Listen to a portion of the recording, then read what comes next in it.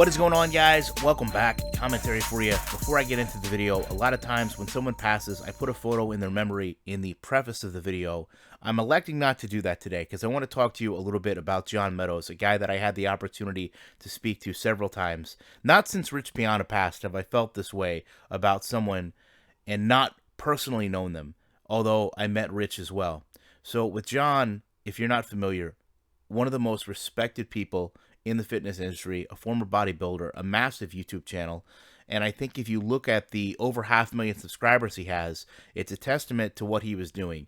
And that was educating people, providing the most high quality information free of charge, did an incredible job with coaching people, but also loved football. And that's actually what had brought John to my channel, was his love for football. He was actually just teaching and coaching last week. So unfortunately, we lost John over the weekend. If you just type in John Meadows, you'll see, I'm sure, a number of videos that talk to you about how great this guy was from people that actually knew him and worked with him. But if you have a moment, I'll put a video down in the pinned comments. The last live stream he did, unfortunately, and I think you'll see a gentleman there that is very much in love with sport, in love with teaching, and wanted to help people be better every single day. And the world really needs more people like John, and it's terrible that we would lose someone like that.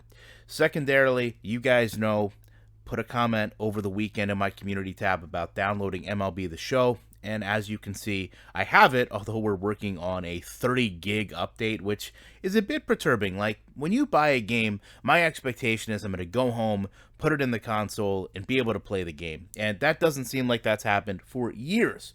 However, it seems like San Diego Studios is trying to test me because, as you can see, the first day I have this game, they're putting in the Field of Dreams field. And it's interesting to see the context of how a sim gamer in what is really one of the most beloved sim console games we have reacts to this. Because as someone that's literally been playing this game less than 24 hours, this doesn't bother me that much, but I can already see where the community lies with the Madden community in terms of, don't add these things in until you have the game where collectively we all want it to be. To them, this is no different than SpongeBob Stadium or Giannis going in the game, the Yard, or Superstar KO. They want certain things changed in their game, and they're disappointed because instead they're getting basically a cornfield from a movie. I mean, it is what it is. I will say, playing just a couple games of the show, I can really see why you guys recommended it to me. I felt more of an atmosphere, more of a connection to the players. I felt as if players were different in their mannerisms and how they acted and what their abilities were, far more than I ever had in Madden. And I know the first comment from somebody will be, well, it's totally different. It's less players, it's easier to program, this, that, and the other. But the reality is so much of it is also just the visuals. How certain players react, how certain players handle situations, how players move. Like, those are all things that as a player, I don't have a lot of control over, right? I don't know how a player is going to warm up a swing. I don't know how a hitter or a pitcher is going to react to things. But I can visually see the differences between players in this game, and that's something that you never get in Madden. Even though they've tried and told us they're working on it, things as simple as the release of a quarterback or how he throws the ball is critical. And you see all those things captured here with, by the way, in my opinion, a lot more variance between the players, right? To be fair, in football, offensive linemen don't all of a sudden block differently. You don't have one person that blocks this wild and crazy way. Yet in baseball, you kind of have the weird way people set up to bat, the weird way people act after home runs, the weird way they act after fouling a ball. Everyone is kind of unique in the way they handle things in this game, and it really makes you feel as if you're in an atmosphere. The quality of this game from a sound perspective is almost unrivaled. The detail, although it does have issues, is still there. And when you look at the crowd in this game, it is a living crowd. You feel as if there is a crowd there in a way I've never felt with Madden. You can really tell the difference between these two gaming companies. And I think a lot of it comes down to just passion. The passion to put the best game on the disc. When you play this game, you know right away they wanted this game to be good. And I can tell you, when I play Madden, I don't get that same feeling and I don't get that same impression. And that's not to say that these games don't have similar issues. Trust me, the ball goes through players, players go through players, but those things that happen aren't nearly as common as they are within the two games. The issues I've seen with the show came after playing the game for hours, not minutes. Came after 2 games, not 2 series. So it's going to be interesting to see as I break out and start to cover this game, how San Diego Studios is going to deal with me. Are they going to handle me the same way EA does? Where, sure, they invited me out, but then when I didn't meet their desired criteria level, they pushed me away and said, listen, not only do we not want anything to do with you, we're going to pretend you don't exist. And even though you have a whole community that backs you up, when they come to us, we'll just pretend they don't exist and block them as well. So I've always really worked hard to keep my criticisms about any game professional.